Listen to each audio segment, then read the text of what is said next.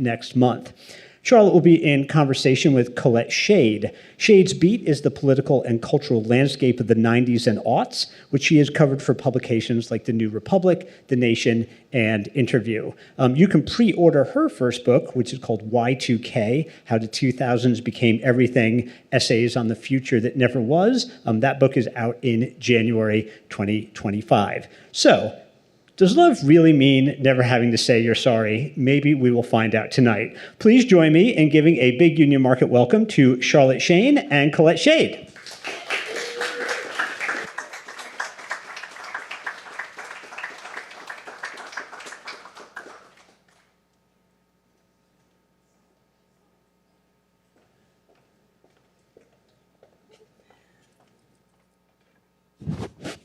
Hi, thanks for coming. Hello, it's full house tonight. I'm Charlotte, and this is Colette, who kindly agreed to help me out with this event. So thank you, Colette. Thank you for having me, Charlotte. And I'm happy to be here. I've never been at this location before. I kind of think of Politics and Prose as only the Connecticut location. So, yeah, it's growing.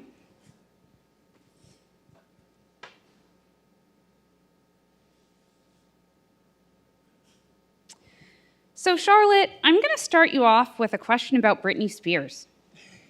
I'm ready. Throughout the book, you talk about how Britney is a paragon of womanhood. You say, and I have it written down here, you say she represented a degree of aesthetic perfection and sexual prowess that seemed compulsory, yet permanently out of my reach. Now, I think we're around the same age. I also grew up with Britney as a touchstone for what a sexy woman was, and really what a desirable woman was, and really what a woman was. So, yeah, tell me about that. Tell me more about what we can learn about womanhood from Britney. I think we can learn about womanhood as a product from Britney and the repercussions of living to be womanhood as a product. When I was a teenager, she was an incredibly intimidating figure because she was the world's sexiest girl, really, but woman, quote unquote, not yet a woman, which is also convenient, and a virgin, notoriously. Allegedly. And I just thought I felt like the antithesis of her in kind of like the Archie way of like every white brunette is the antithesis of a white blonde, And I just felt like everything about her was something I was precluded from emulating just by virtue of like not being a good dancer, not having taken dance lessons as a child, not wanting to wear a crop top or whatever. And that really worried me because as a teenager, I think you take things like that incredibly seriously. Obviously, they're influential when you're an adult as well, unfortunately. But as a kid especially, it's so daunting to see these figures and feel like that must be what it's like in the adult world. That's what like sexy women are like in the adult world, and I can't do that. So what am I going to do? But for me, I write about it in the book that I managed to see Britney live in Vegas, and I cried because I was so viscerally struck with how unhappy she looked on stage, and obviously she has no idea who I am. And I don't want to presume too much about her life, right? As it's very tempting to do. But when I saw her live, I thought, she's had virtually everything taken from her to be this product. And she wasn't even left with what seemed to be her joy, which was dancing. It seemed like when I saw her live, she seemed very drugged. She seemed sluggish. She seemed sort of disoriented. And I just really felt like, oh, by the grace of God, like that's not me. But then also being very aware of like, I'm a prostitute, feeling like, thank God I'm not a pop star. So, which is maybe not the anticipated dynamic between she and I. Yeah, thank you for that. Yeah, I mean, I remember seeing Britney in the 2007 MTV Video Music Awards during the height of her breakdown and right before her conservatorship, and seeing that same look of despair, like she had given up. This once vivacious person had been just totally beaten down by this system that produced her. And I remember also being very moved at the moment by it, but I haven't been lucky enough to see her in person. I hope she's better. I mean, it's Me hard not to too. speculate I love from her. what she shares on social media, but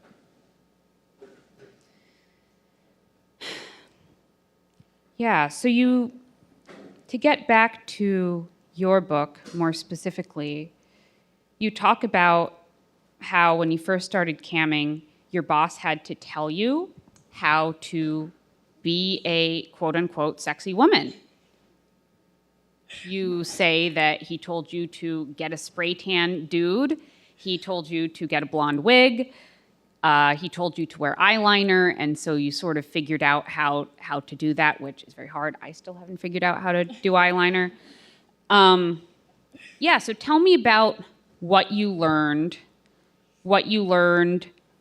about becoming a sexy woman as a sex worker. What does sex work teach us, and what did it teach you about how female sexiness is constructed? I might kind of like take the long way around this question. That's good. That's what this is for. Because just yesterday I saw a TikTok that felt relevant to me, as so many TikToks do, that was this young woman saying something like, it was all in the text on the screen, that says something like, moving to Miami and realizing every BBL looks awful in real life, which maybe everyone does not. But that experience maybe of seeing someone in person and feeling like the way you look is designed to be consumed visually through a lens. And that's like determined how you make decisions about how you look. It's how you look through a lens, like how you look on camera. And the man in question, my boss at the time, he was giving me instructions for camera because I was working for him on webcam. And my hair is naturally curly, it's naturally dark. It's impossible to light. It looks really bad in most pictures. It just kind of looks like a ball of fuzz. Like you don't see any of the definitions of the curls. I've read about this. It's not just mine. And so I'm obviously on the pasty side, or we can say like porcelain side. But so on camera, these aspects were not reading well. I looked very pale, maybe even sickly, and my hair was always dreadful. And it sort of didn't occur to me that the camera lets you cheat certain things. So, the way I might look in a wig right now in front of all of you is different than the way I'm going to look on camera at a distance in like 2005 streaming, internet, which is a great gift to me because I don't know how to wear wigs either, even though I've owned dozens at this point. And yeah, Ken, his name was Ken, and his advice was spot on. And he, I suppose, had been close enough with women who were using these aesthetic interventions to pick them up as the solution for me. And it worked. It worked also, I'm sure, because it gave me more confidence, because I felt like I didn't look as bad on camera, and then I wasn't consumed with like being self-conscious on camera and, not really selling myself the way you have to when you're on webcam. But so more and more I feel like our culture tells us that to look beautiful is to look beautiful on camera, and there are certain things that look very odd, I think, in person, and on camera are maybe not so alarming.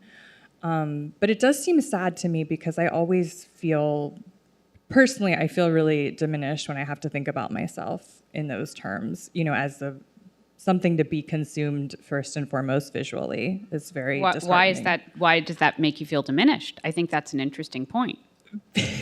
Because I don't like the way I look on camera.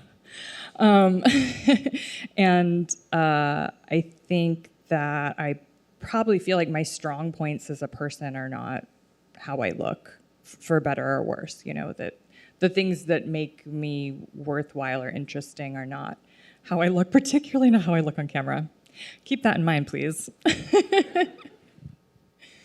Yeah, but I think one of the things that you point out in this book, and I think something that I've thought a lot about, is that women are told that what does make us valuable as women is how we look on camera, or how we look in real life, but increasingly on camera, and that not looking sexy or hot is a kind of dereliction of duty as a woman. Like, I know when I was in middle school, I also, like you, did not grow up knowing how to do makeup. My mom is not feminine at all, and I was very just androgynous, and I was bullied and told that I was quote unquote ugly. And what I realized was that what was being said to me was that I wasn't performing femininity in the way that you're supposed to as a woman.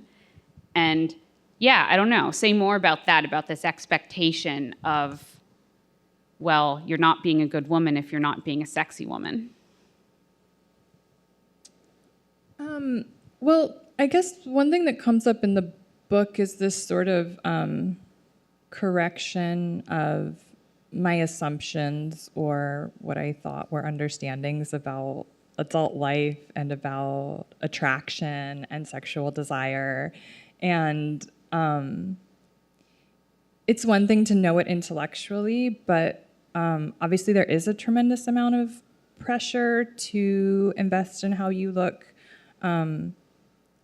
monetarily, especially, you know, and you can sink hundreds of thousands of dollars, honestly, into trying to impact how you look.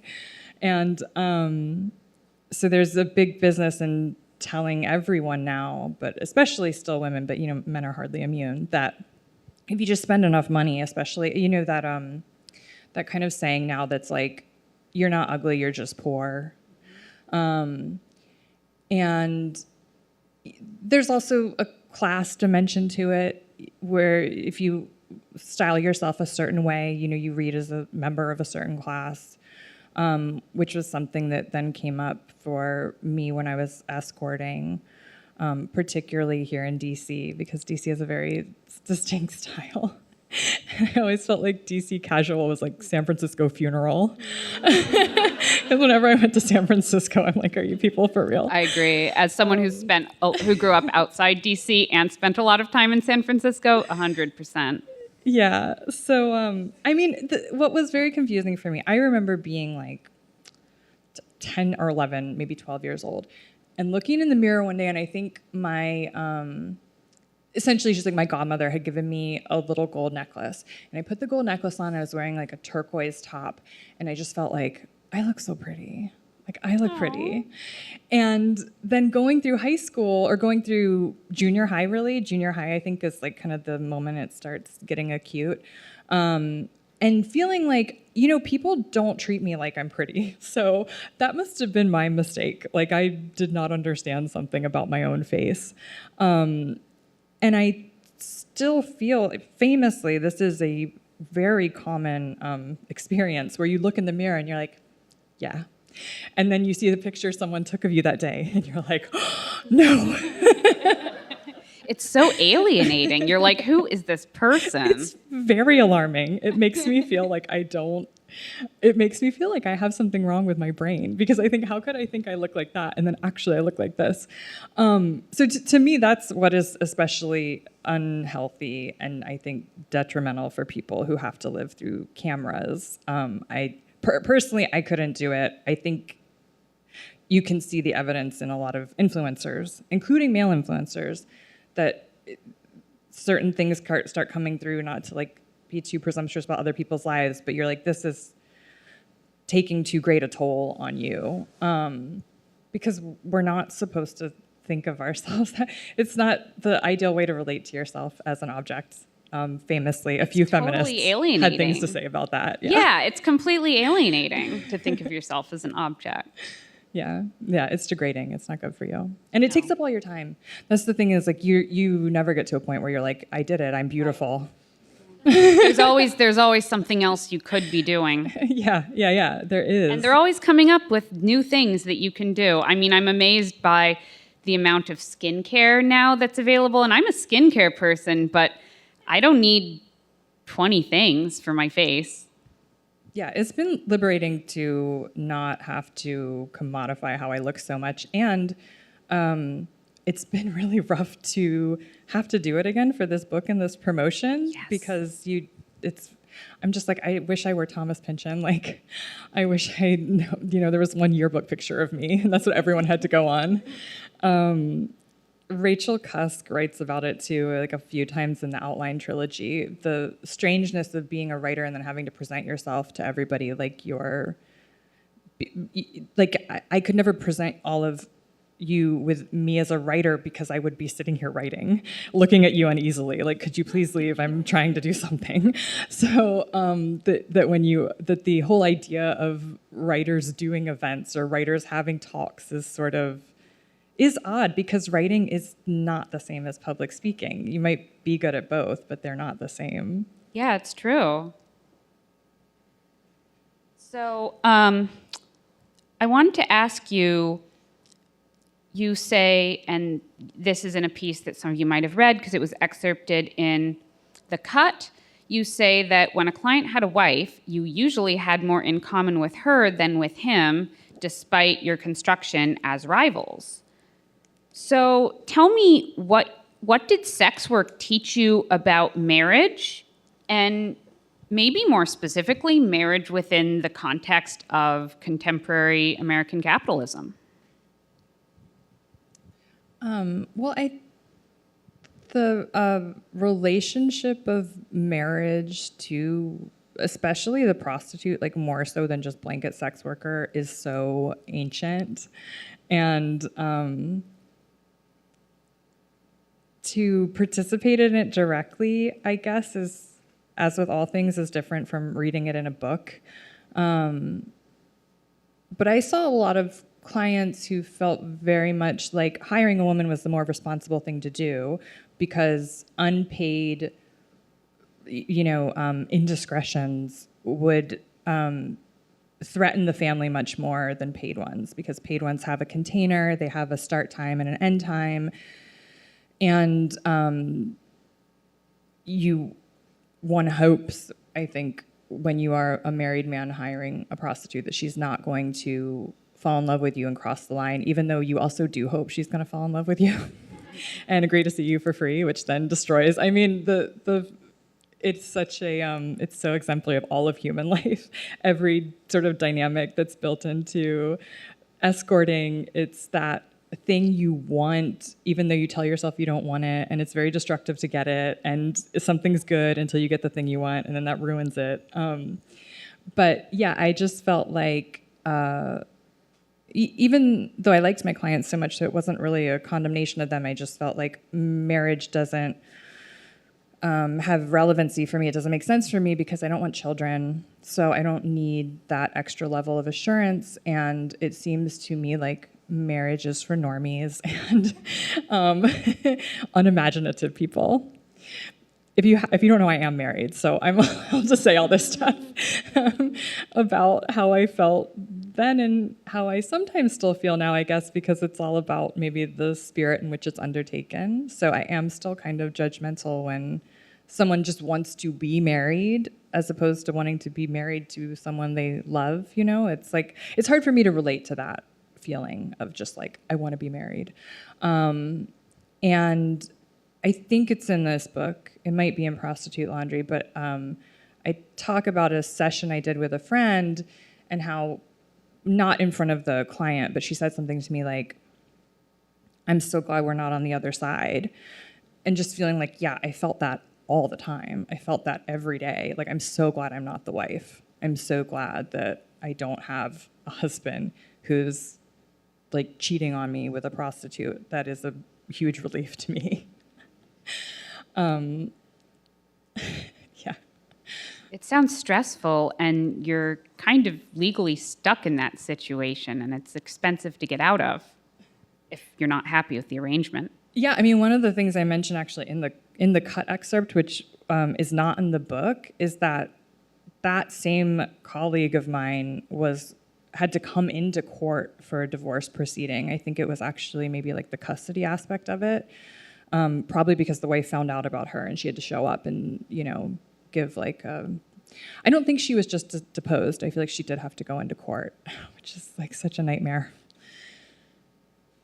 Yeah, no, thank you. That sounds very stressful. Another thing you talk about, like one of the things that was a through line in this book for me, and I think helped me think about sex work more generally, was just the through lines between sex work and so much of non-sex work life.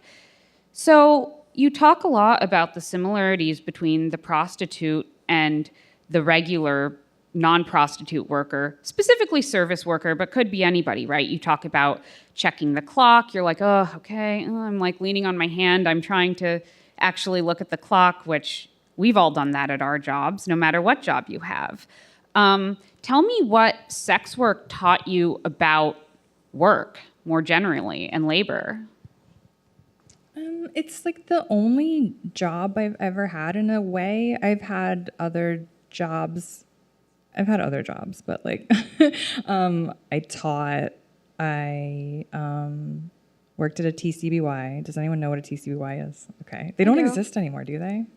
I worked at a movie theater. I worked at clothing retail. Those were all jobs I had when I was a teenager. And then teaching kind of continued through my 20s and the earliest part of my 30s, maybe. So I don't have experience with a lot of contexts that don't involve sex in the workplace, and I'm okay with that. I'm happy about that. And I mentioned in the book, I met a lot of women who would leave their straight jobs because sex work paid so much better. It gave them greater control. They liked it more. And there are so many parallels between aspects of sex work and other jobs that are legitimized. But I do think sex work is unique in a way I normally only like talking about with other sex workers, because it does feel when you're talking to people who are not sex workers that you have to coax them toward a certain understanding of legitimacy, I guess. To say like this is a job and so it deserves the same protections other workers do, but also it maybe requires some unique protections because of the nature of the work. It was also the type of work it is that your boss is also your client, which is different than when your boss is hiring you to deal with customers. You know what I mean? It's like a different... Well, it reminds me of any freelance client work. If you're a graphic designer, your boss is also your client. And, if you're freelance. Yeah. And so there are certain sensitivities, I guess, that you have to kind of navigate there. And certain lines you have to draw where you have to keep your client liking you. And at the same time, you're sort of like have an antagonistic relationship with them sometimes. Which, again, it sounds a lot like, it sounds also like freelance writing, which I've done. It sounds like a lot of other jobs, like particularly, again, freelance jobs, Uber driving. And freelance writing has, on the whole, felt far more degrading and frustrating to me than like every other type of sex work, honestly. Which is not necessarily a universal experience, but it was mine. Yeah. I haven't had a particularly positive experience with it myself, so. Yeah. So let's see. How much more time do we have? Do we need to wrap it up for questions? Yes, 5 minutes? Okay. Well, in that case, I'm going to ask you this. You write at the end of your book about finding love and getting married, even though, again, as you specify both here and in the book, you are a little skeptical of the institution of marriage. Tell me about what love means to you. What does it mean to fall in love and to find love, really, actually, not just the sort of recreation of it? Let me think. I guess that the one part of the book we haven't talked about yet, which is fine, is this client who sort of shapes the book, and I call him Roger. And Roger was, I think, exceptionally good at loving me within the limitations of our relationship and within his own limitations, because we all have limitations and how well we can do anything and how we're prone to do things. And I think what I saw through my clients that always made me sad was that it seemed that there was a type of chronic failure between them and their partner to maintain their intimacy, which maybe they never had it. You know, some people do get married without going from a strong foundation. But a lot of times it seemed to me like they were really lonely in their marriage, and it seemed like you probably got married because you wouldn't have gotten married if you thought it was going to be like this, right? Like this surprised you. And that they weren't happy with it. They're not like, thank God I have no sex life with my wife. Like, thank God, we don't talk to each other about anything meaningful. And I think as I've gotten older and experienced more in my own relationships, because I am someone who's like a serial long-term relationship person, even before my marriage, is how easy it is to develop these habits that will destroy your connection, because the connection takes maintenance is like the wrong word, because it's kind of ugly and sounds unpleasant and mechanical, but that it does have to grow. It's like a living thing and it has to grow. So you can't not give it any sunlight or water or food and then be like, why is this dead? It's dead because it was neglected. It was not made a priority. And to me, what I do think for myself as well, like the biggest obstacle to loving well is always my pride. It's always that I don't want to have to humble myself and ask for something I think I should be getting without asking, or I don't want to expose myself by admitting I care about something, or I don't want to apologize, or whatever it is. Like, it almost always comes from pride. And even I guess when it sort of manifests as like anxiety or fear, it feels like it's normally the same thing, which is like the fear of rejection is about your ego, right? So it's always kind of like an ego problem, which is not to minimize it at all. I think it's very challenging because it's like overcoming our ego is the ultimate life project for everyone. It's like the absolute hardest thing you can decide to do. But I do think it's worth the attempt. Well, thank you for that, Charlotte. I really enjoyed our discussion, and I think it is now time to open the floor for questions, comments, input from the general public.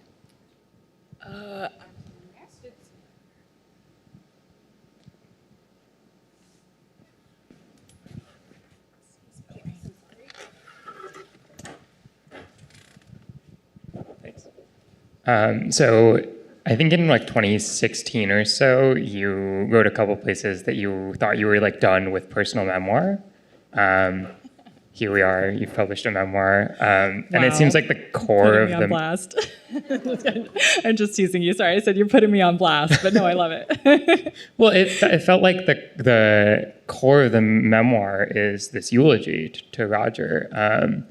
I was wondering, like, did you try to write that in other forms, or like what was it that drew you back to the memoir form for this eulogy? It's feels very corny and cliche to say, but until I wrote about Roger, I didn't realize how resolutely I was trying to pretend like what had happened kind of didn't matter, or like I'm fine with it, you know. And when I started writing it, particularly the second to last chapter, I was very surprised by the stuff that came up. But part of that was also revisiting his emails, you know, which I quote, and kind of thinking things through.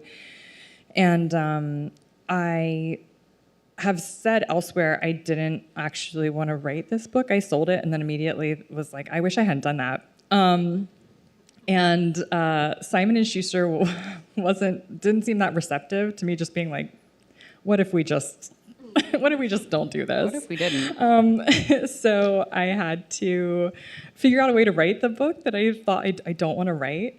And part of it was that I felt so done with writing about my life, writing about sex work, but I was kind of like, okay, this is my opportunity to try to crystallize things, because the previous two books are, I think, intensely personal, and this book maybe feels a little more direct, like it's a little more like, here is the important stuff, you know, if you don't want to read the other books, this is what I think, this is what I feel like my experience taught me.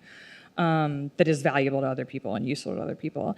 And it was, I realized, I don't remember when or how, but I kind of realized, oh, Roger should be the frame of this, and he provides a really useful structure for me to talk about the things that feel important to me in this particular manuscript. And it also was really fitting because this isn't in the book, but we were in Seattle together once, and we were just like walking back to the hotel or something, and I feel like that was the first time I ever thought, oh, I would be willing to write a book about sex work, because I hadn't published any at that point. You know, it's probably like 2010 maybe or something. You know, I hadn't published any books then. And I feel like it was because of my relationship with him that I felt like this is something worth writing about, because to me, I think the moment in which I really understood how and why he was extraordinary wasn't really a moment, it was a practice of his, which was that he asked for my legal name, and I was willing to give it to him, which I had like never done with a client before. And also that he so assiduously never, ever, ever, ever called me by my legal name until I told him he could. He didn't even ask, you know?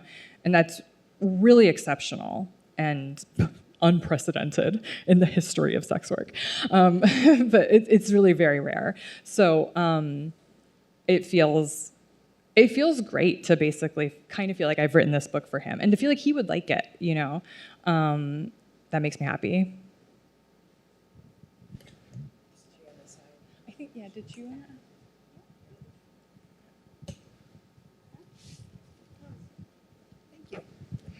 Thank you for the talk. I have 3 questions, but I'm going to keep them short for everyone's sake. Just yes, no. Yes, no. So Question. one of them is about the terms sex worker and prostitute.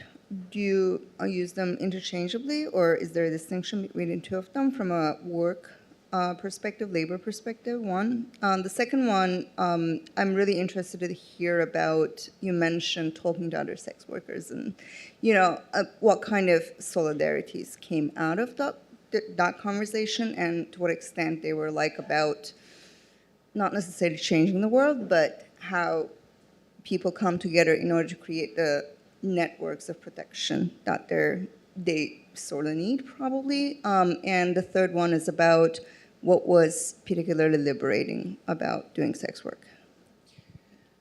So the first question about the terminology, I don't mind identifying myself as a prostitute. It is normally pretty jarring when other people are kind of like, I don't know when other people, it's not like it comes up a lot, but they're not like yelling out like, hey, prostitute. But it's a little bit like, do I know you?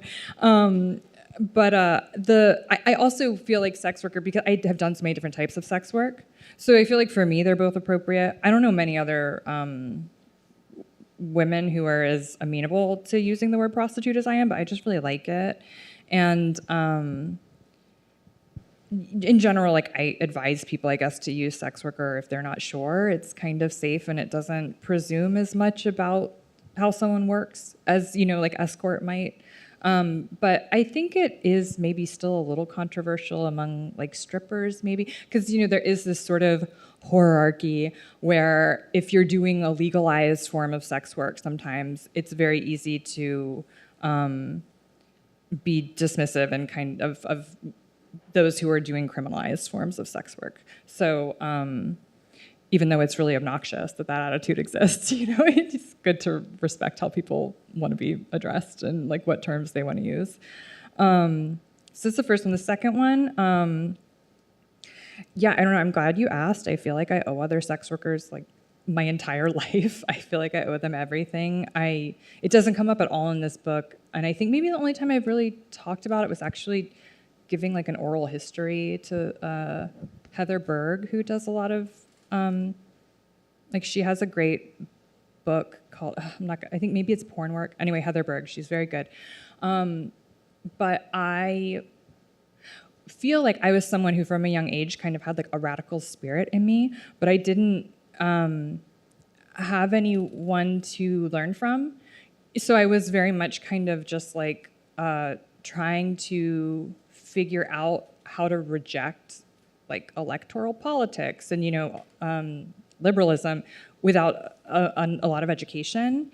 And it was when I got into sex work activism that I met people who were really like blowing my mind because of their relationship to the state, their relationship to each other, their relationship to money. Like I remember early on I met someone who absolutely saw themselves as like a Robin Hood of sex work. We're like, I'm just gonna go get money from rich people and give it to all my poor friends.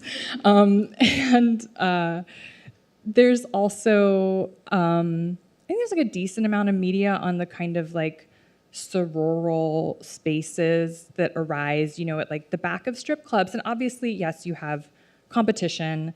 That's a very much real part, even among like escorts, even if you don't work in the same space, there is mistrust. Sometimes you don't like treat each other that well, like there's gossip, whatever.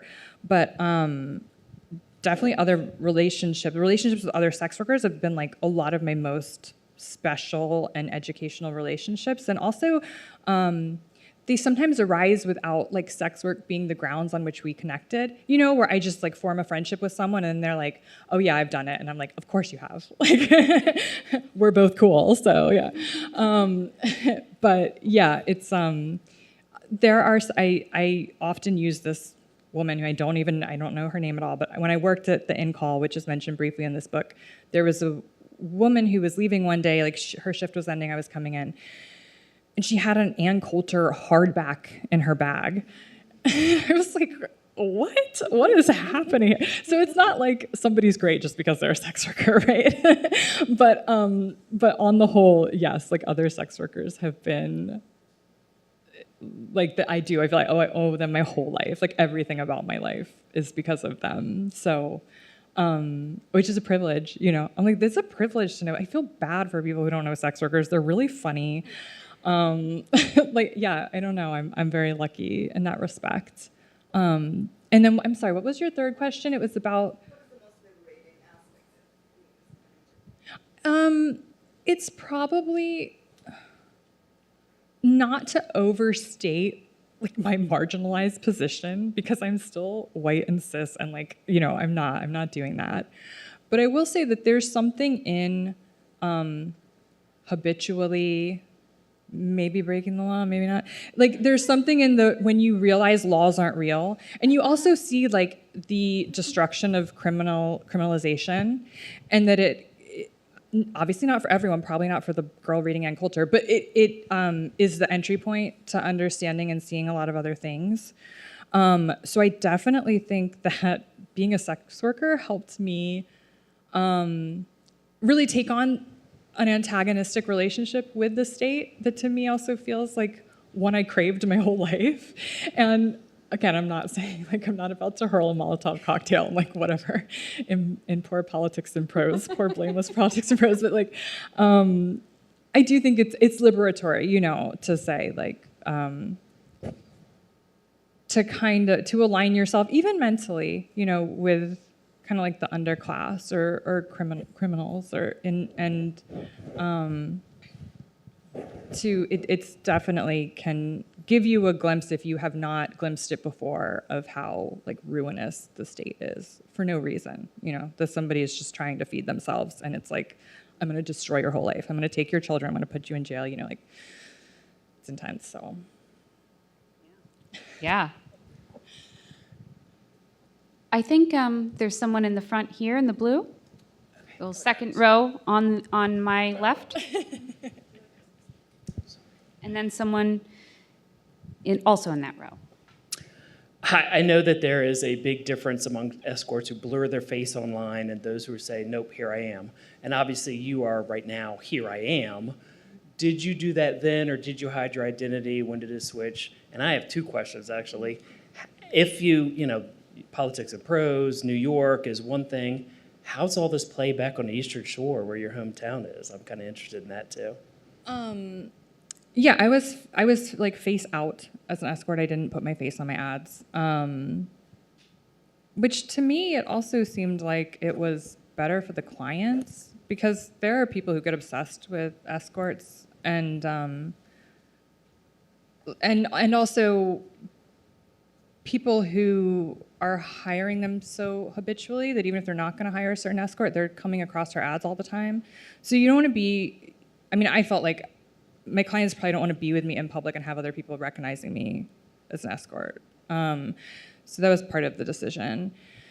And yeah, I don't know, I'm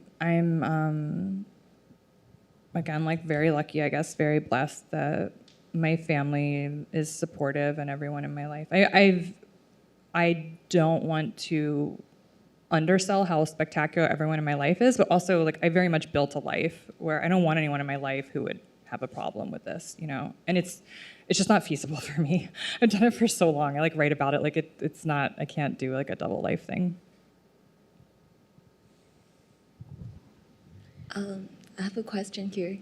Thanks for sharing your stories with us and your thoughts. My question is that, has anyone ever asked you for like career advice, and then you recommend them to be a sex worker? Or like, would you consider doing that, like, for your, I don't know, like your friends' kids, or like, I don't know, the younger teenagers? Yeah, people have asked for advice. Sometimes they've like asked for mentorship. I'm not comfortable doing that for a bunch of reasons, but yeah, I guess I'm just not comfortable doing that for a bunch of reasons. Also, it doesn't seem appealing to me. You know, some people really like to be in a mentorship position, like for anything, and I don't really think I do. And then, what was the question about younger people? I would say, like, would you have you ever done that? And like, if they do, like, would you recommend that? Would you recommend this as a career path for younger people and for the other people? Yeah. I mean, if somebody, in my experience as a young person, like, when a young person's curious about something, the last thing that's going to stop them from doing that is an adult saying, like, don't do that. Like, there are so few things in my life that somebody could have told me that I would have accepted being told instead of finding out for myself. So, yeah, unfortunately, I do feel like the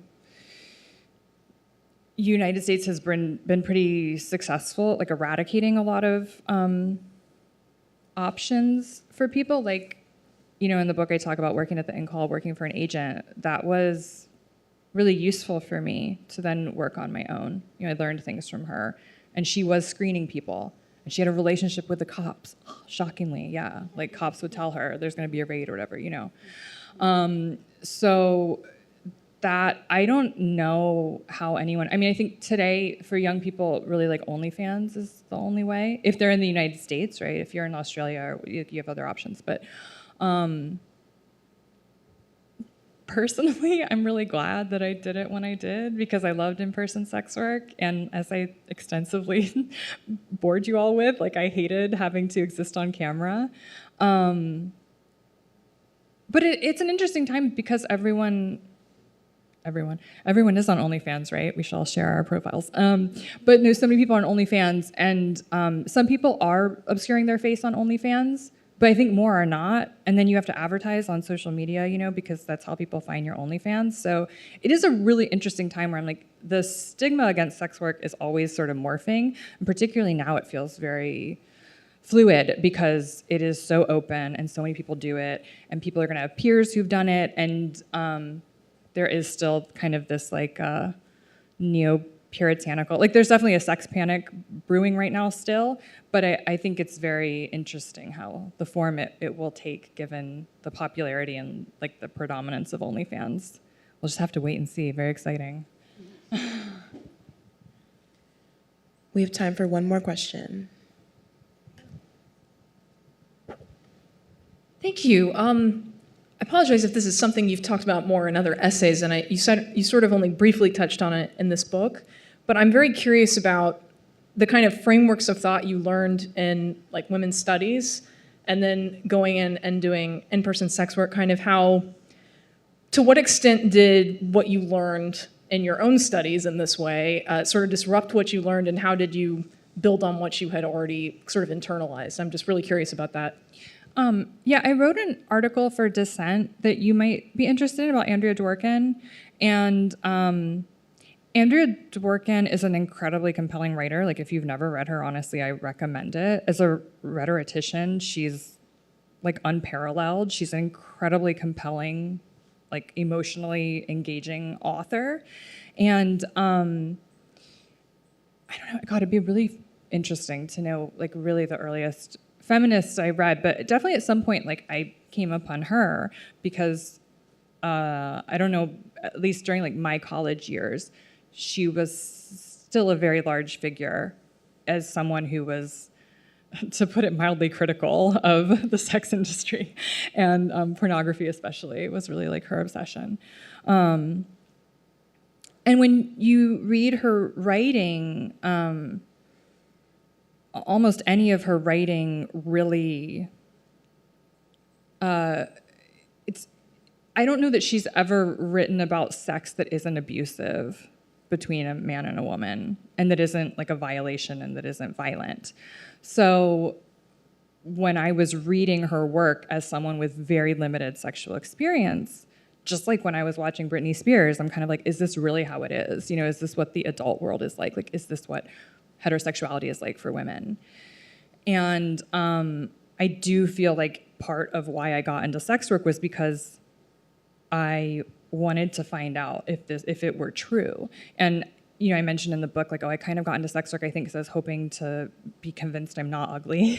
And I feel like I was also hoping to be convinced, like, sex is not always violent and scary and damaging and traumatic. And yeah, I went through some very jaded periods, particularly because webcam. I mean, this is the thing where you have like the anonymity of the internet and someone is only consuming you through a screen. By far the most abusive experiences I've ever had in sex work were on webcam. And obviously, like, through webcam, somebody can't put their hands on you. So it's like, it's, you know, there's certain boundaries in place, right? But in terms of the verbal abuse, in terms of what people would ask for, what people would say, really intense stuff that nothing in my in-person work ever came close to. And I'm happy with like my evolution, but there was, I think, a period after working on webcam, and I talk about in essay too, that it was that period of like gonzo porn, you know, where it would be like, we really want the woman to look like she's gonna puke because, you know, she's been like sucking dick or whatever, like really violent. The whole thing is like, she should not look like she's enjoying it. Like, it should look like an incredibly taxing and unpleasant experience for her. And that 100% bled over into requests on webcam, you know, where like people are like, put like insane stuff up your butt, you know? But you can say no. So I don't know, I might have gotten too far away from your question. I'm sorry. It's like so much to think about. But yeah, she was, I mean, I still have this relationship with her where like I can't really disavow her, even though I feel like she wrote and did evil things, because she was such a big part of my, you know, younger, like my feminist awakening and everything. Yeah. Sorry, I think it's, I know. You definitely answered it. Thank you. Okay, let's give a round of applause.